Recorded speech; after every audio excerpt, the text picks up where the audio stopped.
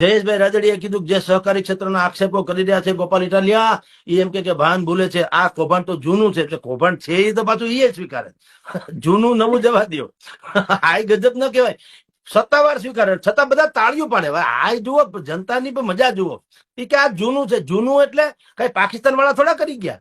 જૂનું એટલે અંગ્રેજોના વખત, જૂનું એટલે ગિરીશભાઈ કોટેચાના મોટા ભાઈ હતા ડોલરભાઈ કોટેચા, એના વખતમાં કે એના પેલાના ભાણા જસાભાઈ બારડ હતા એના વખતમાં કોઈ પણ હતા જેને પણ કર્યું હતું કૌભાંડ. તો સરકાર તો 30 વર્ષથી ભારતીય જનતા પાર્ટીની છે, એમાં તો ના, એ તો જૂની નથી થઈ ગઈ ને. ઓકે, તો તમે ઓડિટ કા ન કર્યું? હાલો એ જૂનું કૌભાંડ છે તો ઓડિટ કરીને કા નથી કોઈને ફાંસી ચડાવી દેતા? એટલે તમારે જ્યાં સુધી મન, એ તો તમને બેન વાત કરું છું, આપણે છાપાવાળા, ટીવી વાળા કે બીજા બધા કહેવાતા વિશ્લેષકો આપણે બહુ આદર્શ વાતો કરતા હોય બંધારણના નામે. એટલે એવું કઈ છે જ નહીં ભાઈ સાહેબ.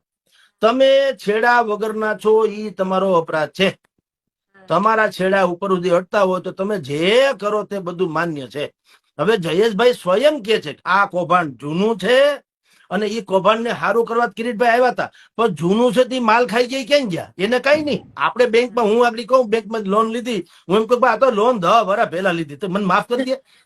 હાલી હું મળ્યા 10 કે બી ઓલા કે લાভ નથી. આગળ તમારા ઘરમાં તાળું મારશે ને બહાર બોર્ડ મારશું કે આ જગદીશભાઈ નું મકાન નથી, અમારું છે, કોઈ લેતા નહીં. કરે છે કે નહીં?